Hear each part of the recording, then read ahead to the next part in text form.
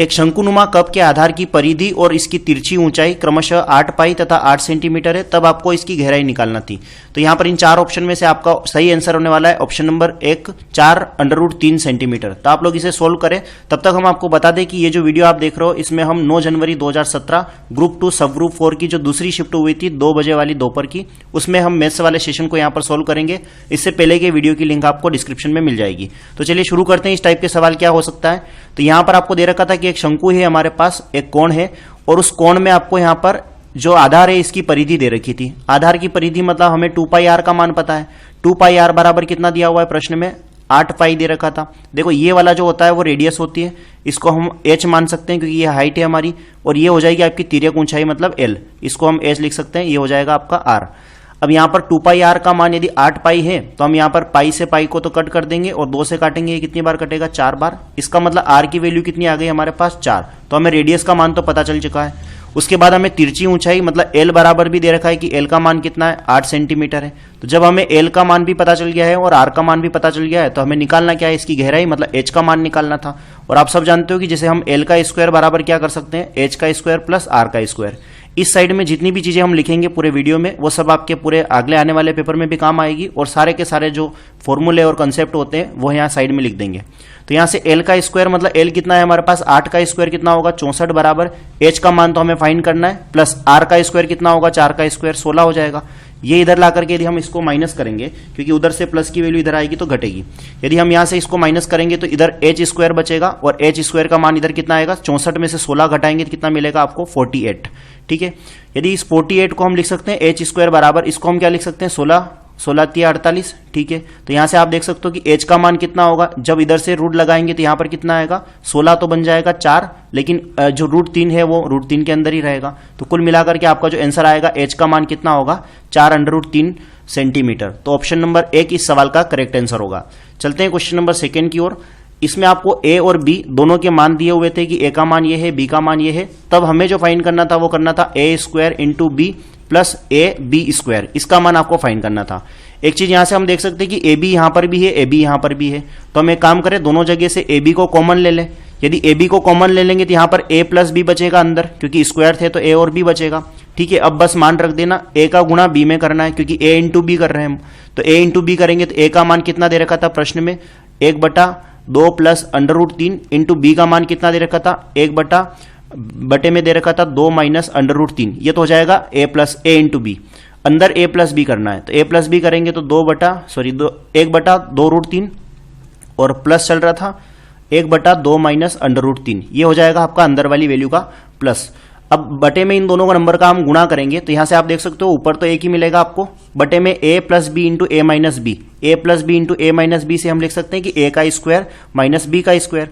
ए का स्क्वायर करेंगे तो कितना मिलेगा, 2 का स्क्वायर 4, माइनस बी का स्क्वायर करेंगे तो केवल कितना मिलेगा, 3। ठीक है, अंदर देखेंगे, अंदर इन दोनों का क्या करना है, फिर से हम एलसीएम लेंगे। तो एलसीएम तो आप देखोगे कि दोनों प्लस माइनस वाले हैं, मतलब फिर से वो आ जाएगा। एलसीएम कितना आएगा इन दोनों का, 1, क्योंकि आप 4 में से 1 घटाओगे तो कितना मिलेगा, अंदर भी वही चीज वापस से आ रही है, सीधा गुणा और क्रॉस गुणा कर देंगे तो अंदर तो मिलेगा आपको केवल 1, क्योंकि 4 में से 3 गया तो 1। क्रॉस गुणा करेंगे तो ऊपर की साइड कितना आ जाएगा, 2 माइनस √3 प्लस इसका गुणा यहां करेंगे तो कितना आएगा, 2 प्लस √3। ये प्लस √3 माइनस √3 कट जाएगा, बटे में यहां पर 1/1 कोई रोल है नहीं, ऊपर कितना बचा है, केवल +2 और +2 कितना हो जाएगा, 4। तो आपका इस सवाल का आंसर क्या आएगा, ऑप्शन नंबर सी 4 इस सवाल का करेक्ट आंसर होगा। क्वेश्चन नंबर 3, इसमें आपको दिया हुआ था कि जब 2√75 को √12 से विभाजित किया जाता है तब आपको क्या फाइंड होगा, ये आपको निकालना है। देखिए यहां पर ये इसकी पावर रूट नहीं है, ये केवल इतना दे रखा था कि 2√75, क्योंकि यदि आप पावर लगा के हल करोगे तो करेक्ट आंसर नहीं आएगा। इसको हमने कई से डिवाइड किया था, हमने डिवाइड किया था इसको केवल √12 से। तो यहां से आप देख सकते हो 2 की जगह तो हम 2 रख सकते हैं, अंडर के अंदर इसको हम लिख सकते हैं 25 या 75, 25 इंटू 3, और बटे में कितना चल रहा था, इसको हम लिख सकते हैं अंडर के अंदर कितना आ जाएगा, 4 या 12। ठीक है, अब यहां से देखोगे आप तो यहां से 2 की जगह तो 2 रहेगा, 25 बाहर निकलेगा तो कितना मिलेगा, केवल 5, और √3 नहीं निकल रहा था, इसको छोड़ दिया अंदर। यहां से ये 4 बाहर निकलेगा तो केवल 2, और √3 को छोड़ दिया वहां पर। ऊपर 2 और √3 है, नीचे भी 2 और √3 है, दोनों कट जाएंगे तो बचेगा कितना, केवल 5। तो ऑप्शन नंबर 1 इस सवाल का करेक्ट आंसर होगा 5। क्वेश्चन नंबर 4 में आपको एक इक्वेशन दी हुई थी और बताना था कि इसके मूल वास्तविक नहीं है, तब आपको कौन सी कंडीशन सही होगी ये बताना था। तो मूल वास्तविक नहीं होने का मतलब वास्तविक मूल नहीं है, इसका मतलब अवास्तविक मूल है। और अवास्तविक मूल के लिए कंडीशन होती है कि डी की वैल्यू हमेशा किससे छोटी रहे, 0 से। और डी को हम क्या बोलते हैं, विविक्त कर। और पिछले वीडियो में मैंने बताया था कि डी बराबर कितना होता है, तो बी स्क्वायर माइनस 4ac।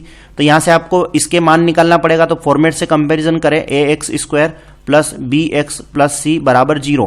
तो यहां से आप देख पाओगे कि हमें ए बी सी तीनों के मान मिल गए। ए का मान कितना है, एक्स स्क्वायर का गुणांक कितना है, 1 है, ठीक है। बी का मान कितना है और सी का मान कितना है। बी का मान आप देखो, एक्स का मल्टीपल कितना है, केवल माइनस बी, तो बी का मान आ जाएगा माइनस बी। और सी का मान मतलब एक अकेला नंबर कौन दिख रहा है, 9, तो सी का मान आ जाएगा 9। यहां हम डी का मान निकाल लेते हैं। डी बराबर कितना है, बी का स्क्वायर करना है, बी का मान था माइनस बी का स्क्वायर, माइनस 4 की जगह 4। ए और सी का गुणा करना है, तो ए का मान 1 है और सी का मान कितना है, 9। तो यहां से आप देख सकते हो कि इसका मान कितना आएगा, बी स्क्वायर माइनस 9 चौक 36। किसका मान है, ये डी। अब इसी डी की जगह ऐसा क्या नंबर रखें, सॉरी बी की जगह ऐसा कौन सा नंबर रखें ताकि ये जो वैल्यू है ये हमेशा किससे छोटी रहे, 0 से छोटी रहे। डी का मान 0 से छोटी रहे। यदि डी का मान 0 से छोटा आना चाहिए, इसका मतलब यहां पर 36 से बड़ा नंबर नहीं आना चाहिए, क्योंकि यदि यहां पर 36 से बड़ा नंबर आ जाएगा तो हमारी डी की वैल्यू पॉजिटिव आ जाएगी। लेकिन हमें डी की वैल्यू को नेगेटिव बनाए रखना है। नेगेटिव बनाए रखने का मतलब आपको इसकी जगह कम से कम 36 तो नहीं आना चाहिए, 36 से बड़ा नंबर नहीं आना चाहिए। और 36 देने वाला कौन होता है, केवल 6 ही तो होता है। इसका मतलब हम एक काम कर सकते हैं कि बी की जगह कितना मान रख सकते हैं, -6 से लेकर के +6 के बीच, क्योंकि 6 से थोड़ा सा भी आगे निकल गए हम तो फिर वहां पर गड़बड़ हो जाएगी। जैसे मान लो इसको चेक कर लो, डी का मान यदि हम छोटा रख दे, बराबर रख दे 6 के, -6 के, तो जैसे आपने यहां पर -6 रखा तो कितना आ जाएगा, 36 - 36 बराबर 0। तो डी का मान 0 हो गया। ऐसी स्थिति में तो मूल बराबर हो जाएंगे, ठीक है। उन्होंने बोला था वास्तविक नहीं होना चाहिए, तो वास्तविक हो जाएंगे। यहां पर यदि हम 9 से बड़ा रख दे, इस डी का मान 9 से बड़ा रख देंगे तो यहां तो पॉजिटिव नंबर आ जाएगा। ऐसी स्थिति में तो डी का मान क्या हो जाएगा, परिमेय हो जाएगा और वास्तविक हो जाएगा। लेकिन वास्तविक नहीं चाहिए, इसमें ये 9 भी नहीं आएगा। बचा हुआ कौन है, ये वाला 9 भी नहीं आ सकता है, क्योंकि डी की वैल्यू 9 से छोटी होनी चाहिए। तो हम 8 भी तो रख सकते हैं, तो भी पॉजिटिव आ सकता है। तो हमारा करेक्ट आंसर क्या आएगा, ऑप्शन नंबर ए इस सवाल का आंसर है। -6 से लेकर के +6 के बीच कुछ भी हम बी की जगह रखेंगे तो हमारा जो नेगेटिव आंसर हमेशा बना रहेगा, और ये हमारा करेक्ट आंसर है। चलते हैं क्वेश्चन नंबर 5 की ओर। क्वेश्चन नंबर 5 में आपको 2 इक्वेशन दे रखी थी, आपको m का मान बताना है, जिसके लिए अनंत रूप से कई हल होने वाले हैं। यदि अनंत रूप से कई हल हो, उसके लिए हमें एक कंडीशन पता होना चाहिए कि a1 बटा a2 की वैल्यू बराबर हो b1 बटा b2 के, और c बराबर हो किसके, c1 बटा c2 के। तब हम बोल सकते हैं कि हमारी इक्वेशन के अनंत हल होंगे। कोई भी हल ना हो, अनंत हल हो और अद्वितीय हल हो, सभी के लिए अलग अलग कंडीशन होती है। तो पिछले सारे वीडियो में या प्रीवियस ईयर में आपने देखा होगा कि इस टॉपिक से एक आध सवाल हर एग्जाम में पूछा जा रहा है, या फिर एक आध सवाल तो ये मान के चलो कि कम से कम आ ही रहा है। तो मेरा तो एक ही सजेशन रहेगा कि आप किसी भी ऑनलाइन दुकान का कोर्स परचेस करो या सेल्फ स्टडी करो। पहला काम हमारा ये होना चाहिए कि हम प्रीवियस ईयर से मैच कर ले सिलेबस को, क्योंकि हमें जो चीजें पसंद आ रही हो सकता है वो व्यापम वालों को पसंद ना आए, तो आपको वही चीज पूछा जाएगा जो सिलेबस के अकॉर्डिंग दिया हुआ है। ऐसा चीज ना पड़े कि जो बस इंटरेस्ट आ रहा है पढ़ने में, आंसर आ रहे हैं, उससे बस सिर्फ और सिर्फ आपका भी टाइम वेस्ट होगा और सामने वाले के भी व्यू अच्छे आ जाएंगे, उससे आपका कोई फायदा होने वाला नहीं। तो हमारा तो यही उद्देश्य है कि प्रीवियस ईयर कैसे क्या रहे हैं आपको उनसे बस एक रूबरू कराया जाए कि इस प्रकार से आपको सोल्व करके आगे चलना है। तो ठीक है, इस प्रकार के सवाल को हम कैसे करेंगे वो देखते हैं। देखो यहाँ पर x वाले यूनिट का जो मल्टीपल है वो कितना है, m। तो हम बोल सकते हैं कि a की वैल्यू कितनी आएगी, m आएगी। बटे में कितना आ जाएगा, a1 के बाद a2 का मान कितना आ जाएगा, 8। ये किसके बराबर होगा, b1 बटा b2 के, मतलब 2 बटे m के। और ये किसके बराबर होगा, c1 बटा c2 के। देखो c1 जो होता है, यदि हम इसको इधर लेके आए या इसको इधर भी लेके आ जाए तो माइनस होगा, तो माइनस से माइनस तो ऑलरेडी कटना ही है, तो कोई फर्क उससे पड़ नहीं रहा है। तो यहां से हम बोल देंगे कि इसका मान कितना आ जाएगा, m-2, और बटे में कितना आ जाएगा, m, क्योंकि चिन्ह बदल भी देंगे तो फिर से कट जाएंगे। कोई भी 2 चीजें पकड़ लो, उससे आपकी इक्वेशन का आंसर आ जाएगा। इसका गुणा यदि हम इसमें करेंगे तो कितना आ जाएगा, m² बराबर 8 दूना 16। तो यहां से हम देख सकते हैं कि m का मान कितना आ जाएगा, पॉजिटिव 4 नंबर। तो हम बोल सकते हैं ऑप्शन नंबर ए ही हमारे इस सवाल का करेक्ट आंसर है। मान लो हम इन पीछे वाले 2 नंबर को लेके चलते तो क्या होता, पीछे वाले 2 नंबर यदि बराबर हैं तो आप देख पाओगे कि ये बटे वाला m बटे वाले m से कट जाएगा, क्योंकि इन दोनों को हम बराबर लेके चल रहे हैं, सेकंड और थर्ड को। तो यहां से m-2 की वैल्यू बराबर है 2 के, -2 इधर आएगा तो +2 होगा, तो m का मान फिर से कितना मिल जाएगा, पॉजिटिव 4 नंबर। ठीक है, यदि हम फर्स्ट और थर्ड को लेके चलते तो भी कितना मिलता, m² बन जाता, क्योंकि इसका गुणा वहां हो रहा है। और इधर कितना आता आपका 8m और माइनस कितना आ जाता, 8 दूना 16। इस वाले को भी हम हल करते हैं तो m² - 8m + 16 बराबर कितना बन जाता आपका 0। इस वाली इक्वेशन को आप हल करोगे तो यहां पर क्या लिख सकते हैं हम 4 और 4 यानी पॉजिटिव 4 और पॉजिटिव 4 या नेगेटिव 4 और नेगेटिव 4। यदि हम इन दोनों नंबर को जोड़ेंगे तो हमें 8 मिल जाएगा, गुणा करेंगे तो माइनस का 16 मिल जाएगा। यहां पर देखना इसका नंबर ये पॉजिटिव 4 ही मिलना है, दो हल आएंगे दोनों ही पॉजिटिव 4 नंबर आएंगे। तो हमारा करेक्ट आंसर क्या आएगा? ऑप्शन नंबर ए इस सवाल का करेक्ट आंसर होगा। ठीक है, चलते हैं अगले प्रश्न की ओर। क्वेश्चन नंबर 6 में 7 से विभाज्य प्रथम 12 संख्याओं की परास यानी रेंज निकालना थी कि कितनी होने वाली है। 7 से विभाज्य प्रथम 12 संख्या, तो पहली संख्या कौन सी हो जाती है? 7 एकम 7। दूसरी कौन सी हो जाएगी? 7 दूना 14। तीसरी कौन सी हो जाएगी? चौथी कौन सी हो जाएगी? और 12 तक जाना है, 12 तक जाना है तो 12 7 84 ये होगा। तो कुल मिलाकर के पहली संख्या भी हमने निकाल ली क्योंकि ये 7 से विभाजित फर्स्ट नंबर है और ये 7 से विभाजित 12वां नंबर है, तो ये 12th नंबर और फर्स्ट नंबर, इन दोनों की रेंज निकालना है। जब भी रेंज के प्रश्न आए तो करना कुछ नहीं होता है, जो फर्स्ट नंबर और लास्ट वाला नंबर है उन दोनों को घटा लो, डिफरेंस कितना है, मतलब रेंज का मतलब होता है परास कितनी है, कितना दूर है यहां से यहां तक। तो 84 में से यदि हम 7 को माइनस करेंगे तो हमारा करेक्ट आंसर क्या आ जाएगा? 77। बाकी आप पूरा लिखने की जरूरत नहीं है, हमें पहले और 12वें के बीच की रेंज निकालनी थी। तो 7 एकम 7 और 12 7 84, मतलब पहला नंबर 7 रहेगा, 12वां नंबर 84 रहेगा, घटा लो आंसर कितना आ जाएगा? 77, यानी ऑप्शन नंबर बी इस सवाल का करेक्ट आंसर होगा। क्वेश्चन नंबर 7 में आपको 2 से विभाजित होने वाली पहली 6 3 अंकों वाली संख्या निकालना है। 6 संख्याएं निकालना है और उनमें नंबर कितने होने चाहिए? 3 3 अंक। तो सबसे छोटी संख्या कौन सी होती है 3 अंक की? 100। पहली संख्या तो ये हो गई। दूसरी कितनी आ जाएगी? 102।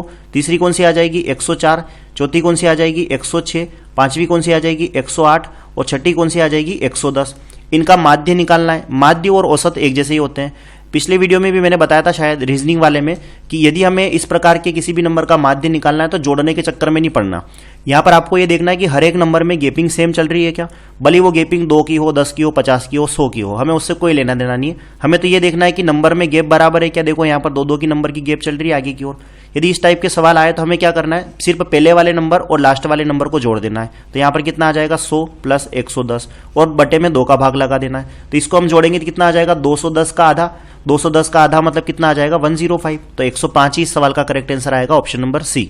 इस प्रकार के सवाल आप इससे कर सकते हो। चलते हैं क्वेश्चन नंबर 8 की ओर। बहुपद, ये जो नंबर दिया हुआ है बहुपद आपको क्यूब में दे रखा है, इसके शून्यों का गुणनफल 2 है, तब आपको ए की वैल्यू फाइंड करना थी। देखो शून्यों का गुणनफल मतलब अल्फा बीटा और गामा 3 नंबर आ जाएंगे। पिछले सारे वीडियो में तो अल्फा और बीटा ही थे। अब यहाँ पर ये त्रिघात समीकरण बन रही है तो इसके लिए हम बोल सकते हैं alpha into beta into gamma बराबर कितना होता है? तो होता है minus b upon a. Alpha into beta into minus d upon a. Alpha into beta into gamma बराबर माइनस डी अपॉन ए। त्रिघात समीकरण के लिए भी हमने पिछले वीडियो में बताया था कि मूलों का योगफल क्या होता है, दो मूलों के गुणनफल का योग क्या होता है और मूलों का टोटल योगफल कितना होता है। तो यहां से यदि त्रिघात समीकरण है तो इसके लिए क्या होता है? माइनस डी अपॉन ए। फिर से हम बता दें यदि मूलों का आपको केवल योगफल निकालना है तो अल्फा प्लस बीटा और प्लस गामा बराबर कितना होता है? Alpha plus beta plus gamma बराबर होता है माइनस बी अपॉन ए। उसके बाद alpha beta plus beta gamma plus gamma alpha बराबर इसका मान कितना होता है? इसका मान होता है आपका सी अपॉन ए। और इसके लिए भी हमने ट्रिक बताई थी कि ए एक्स जो फॉर्मेट होता है वो क्या होता है? ए एक्स का cube plus b x square plus c x plus d. तो यहां पर जो पहला वाला नंबर होता है उसको तो हम छोड़ ही देते हैं। यहां लगेगा आपका माइनस तो माइनस लगा दिया, यहां होगा आपका प्लस तो यहां पर हमने प्लस लगा दिया, यहां होता है माइनस तो यहां पर हमने माइनस लगा दिया। एक नंबर प्लस का, फिर माइनस का, फिर प्लस का, फिर माइनस का, इस प्रकार से हम आगे बढ़ते हैं। तो यहां से हमने देख लिया कि हमें मूलों का गुणनफल दे रखा है। तो मूलों का गुणनफल मतलब alpha into beta into gamma बराबर हमें कितना दे रखा था? 2। और हमारे हिसाब से alpha into beta into gamma बराबर हम मान निकालते हैं तो माइनस का डी अपॉन ए आता है। तो माइनस डी कौन है यहाँ पर? 6। तो माइनस की जगह माइनस और डी की वैल्यू कितनी थी हमारे पास? माइनस का 6 बटे में ए लिखना है। तो ए कौन है हमारी इक्वेशन में? ए का मान तो ए ही है क्योंकि मान लिखा हुआ ही नहीं है। बराबर कितना चल रहा है? केवल 2। यहां से इस ए को इधर लाएंगे तो ए बराबर कितना मिल जाएगा आपको? पॉजिटिव 3 नंबर, क्योंकि ये माइनस माइनस प्लस हो जाएगा। तो आपका करेक्ट आंसर क्या आएगा? ऑप्शन नंबर बी सवाल का करेक्ट आंसर आएगा 3। चलते हैं क्वेश्चन नंबर 9 की ओर। क्वेश्चन नंबर 9 में आपको तीनों एंगल एबीसी इसके रेशो दे रखे थे और साइड एबी और एसी को यहां पर पीक्यू तक बढ़ा दिया गया है। तब आपको ये पीबीसी मतलब ये वाला एंगल पीबीसी और एक और क्यूसीबी मतलब ये वाला एंगल क्यूसीबी, ये वाला एंगल, इन दोनों के द्विभाजक मतलब इनको हाफ करने वाले ओ पर प्रतिच्छेद कर रहे हैं, मतलब यहां पर दोनों काट रहे हैं। ठीक है, तो आपको बताना था कि ये एंगल ओ ये वाला कितना होगा। तो हमें तो पता ही नहीं आगे क्या चलेगा। तो यहां से हमें ए का मान पता करना पड़ेगा, बी का मान पता करना पड़ेगा और सी का मान पता करना पड़ेगा। ये मान कहां से आएंगे? एबीसी के मान। तो एबीसी के मान हम निकाल सकते हैं क्योंकि हमें पता चल गया कि एंगल एबीसी का यदि हम योग कर दें, त्रिभुज बन रहा है ना त्रिभुज एबीसी, इस त्रिभुज में यदि हम यहां से angle A plus angle B plus angle C यदि हम इन तीनों को जोड़ देते हैं तो त्रिभुज के तीनों कोणों का जोड़ कितना आता है 180 डिग्री। तो यहां से आप त्रिभुज के तीनों कोणों को जोड़ोगे a plus B plus c बराबर कितना आना चाहिए 180। रेशो कितना दे रखा था इनका 4 2 और 3, 4 2 और 3 को जोड़ोगे तो कितना आ जाएगा 6 और 3 9। तो हमें यहां से पता चला कि इन तीनों के रेशो को जोड़ा तो कितना आ रहा है 9 यूनिट, और 9 यूनिट का मान ही तो 180 बता रखा है। इसका मतलब 1 यूनिट का मान कितना है 20। यदि 1 यूनिट का मान 20 है तो एंगल ए 4 यूनिट था, 4 यूनिट है, इसका मतलब 20 का गुणा करेंगे तो एंगल ए का मान कितना आ जाएगा 80। ठीक है, इसका मान यहां पर कितना आ रहा है 2, तो 1 यूनिट का मान 20 है तो 2 यूनिट का मान कितना आ जाएगा 40। तो एंगल बी का मान कितना आ जाएगा यहां पर 40। ठीक है, एंगल सी का मान यहां पर 3 है तो 20 का मान 3 में गुणा करेंगे कितना आ जाएगा, इसका मान कितना मिलेगा आपको 60। तो यहां से हमें पता चल गया कि तीनों की वैल्यू हमारे पास आ गई है। अब यहां पर देखना पी बी ए, ये जो सीधी लाइन दिख रही है आपको पी बी ए, इस सीधी लाइन में आपने देखा कि ये वाला जो एंगल है वो कितना है 40 डिग्री का, और पूरा जो सीधी लाइन का एंगल होता है वो कितने का होता है 180 डिग्री का। तो इस हिसाब से देखा जाए तो इस 40 को यदि हम हटा देते हैं ऊपर वाले को तो नीचे कितना मिलेगा आपको 140, क्योंकि 180 होना चाहिए ना, तो नीचे कितना मिलेगा यहां से लेकर के यहां तक 140, और इस 140 को भी आधा आधा कर दिया है। इसका मतलब इधर की साइड भी 70 है और इधर की साइड भी 70 है। ठीक है, यहां पर भी देखना ये ए सी क्यू भी एक सीधी लाइन है। यदि ऊपर वाला ये एंगल कितना बन रहा है 60 डिग्री का, इसका मतलब ये जो बचा हुआ है ये सब कितना होना चाहिए 120, क्योंकि पूरी लाइन 180 की है। तो ये नीचे वाला जो पूरा मिलाकर के 160 का था 180 का था, 60 को यदि हम माइनस कर देते तो 120 बचेगा ये वाला। 120 में से इसको भी आधा आधा कर दिया तो इधर भी 60 और इधर भी 60 आ जाएगा। और नीचे भी आप देख सकते हो कि BCO एक त्रिभुज बन रहा है। BCO त्रिभुज में इसका मान 70 है, इसका मान 60 है, तो इसका मान आपको पता करना है। तो इस त्रिभुज में भी तीनों कोणों को जोड़ेंगे तो कितना आएगा 180। तो यहां पर आप देखोगे 60 और 70 को जोड़ेंगे कितना आ जाएगा 60 प्लस 70 कितना आएगा 130। 130 के बाद कितना और कम पड़ रहा है 50 डिग्री, क्योंकि तीनों का जोड़ कितना आना चाहिए 180 डिग्री। तो आपका करेक्ट आंसर क्या आएगा, एंगल ओ का मान 50 डिग्री इस सवाल का आंसर है। तो ऑप्शन नंबर सी इस सवाल का करेक्ट आंसर होगा। चलते हैं क्वेश्चन नंबर 10 की ओर। एक शंक्वाकार तंबू में 10 व्यक्ति रहते हैं और प्रत्येक भूमि पर,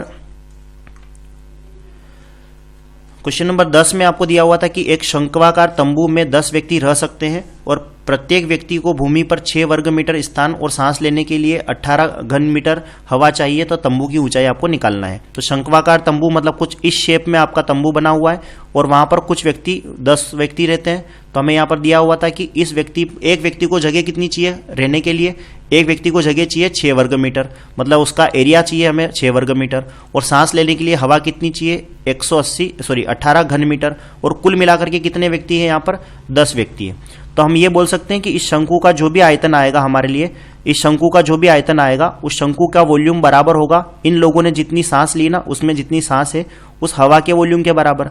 तो हवा का वॉल्यूम और शंकु का वॉल्यूम दोनों बराबर होना चाहिए। तो हवा कितनी है इस क्यूब के अंदर या भी शंकु के अंदर, एक आदमी 18 घन मीटर हवा ले रहा है और 10 आदमी है, इसका मतलब कुल मिलाकर के इसमें इतनी सारी हवा भरी हुई है, यही शंकु का आयतन होगा। और शंकु का आयतन कितना होता है 1/3 पाई आर स्क्वायर इंटू एच। 1/3 की जगह 1/3 पाई की जगह अभी हम मान रख देते हैं। पाई का मान कितना होता है 22/7। पाई एक काम करते हैं, पाई का मान नहीं रखते। क्यों नहीं रख रहे, क्योंकि यहां पर हमें यह पता चला कि एक इंसान को सोने के लिए 6 एरिया चाहिए। तो एरिया मतलब केवल इसके नीचे जमीन पर ही सो रहे हैं ना वो लोग।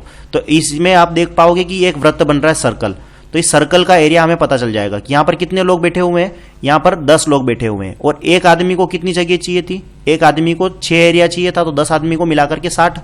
एक आदमी ने 6 एरिया घेर रखा था तो 10 आदमी ने मिलाकर के 60 एरिया घेर रखा है, या 60 वर्ग मीटर एरिया घेर रखा है। तो हमें से यहां पर इस सर्कल का एरिया मिल गया है। सर्कल का एरिया मतलब पाई आर स्क्वायर का मान पता चल गया है। पाई आर स्क्वायर का मान कितना है हमारे पास 60 है।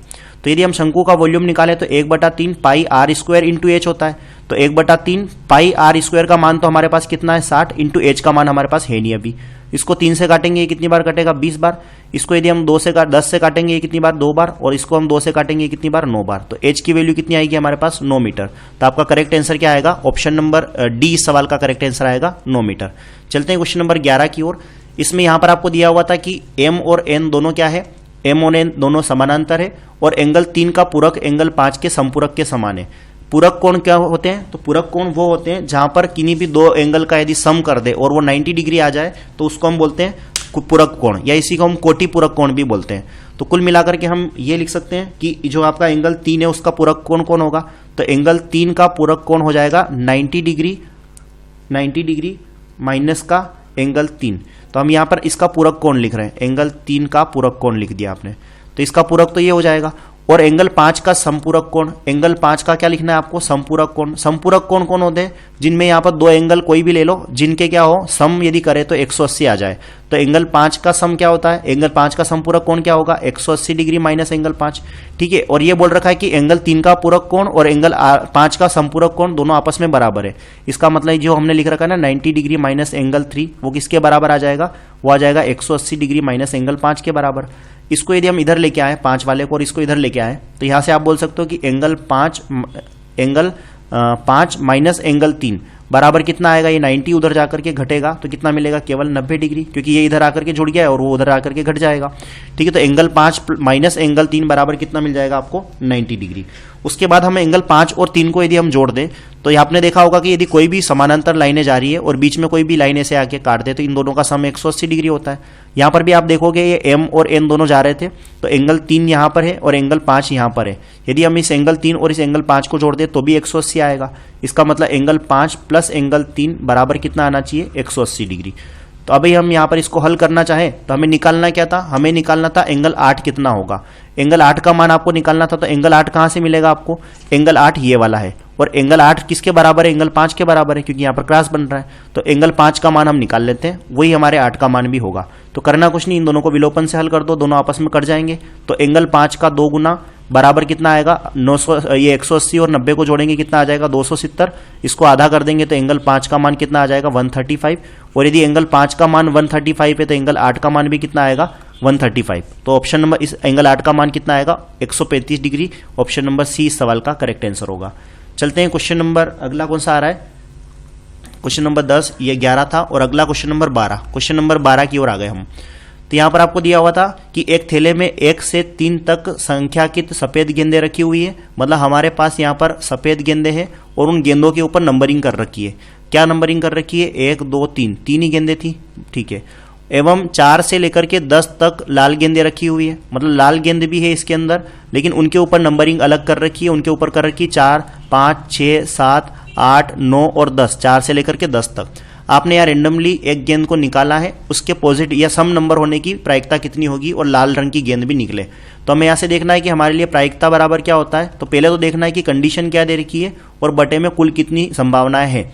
तो यदि आप कोई कंडीशन नहीं हो तो हमारे पास कितनी गेंदें हैं? 3 तो ये और 10, सब मिलाकर के कितनी हो रही है? 10, 1 से 10 तक। तो हमारी प्रायिकता में कुल परिस्थितियां कितनी हो जाएगी? 10। अनुकूल यानी फेवरेबल कितना है? तो उन्होंने बोला था कि सम संख्या वाली निकालना है और वो भी लाल निकालना है। तो लाल सम संख्या वाली कौन सी हो जाएगी? 1। तो हमारे पास कितनी कंडीशन हो रही है सही? 1 2 3 और 4। तो हमारी कंडीशन के हिसाब से हमारे पास 4 फेवरेबल केस है और टोटल केस कितने हो जाएंगे? 10। इसको हम काटेंगे 2 से तो ये कितना आ जाएगा? 2/5। यानी ऑप्शन नंबर बी सवाल का करेक्ट आंसर आएगा 2।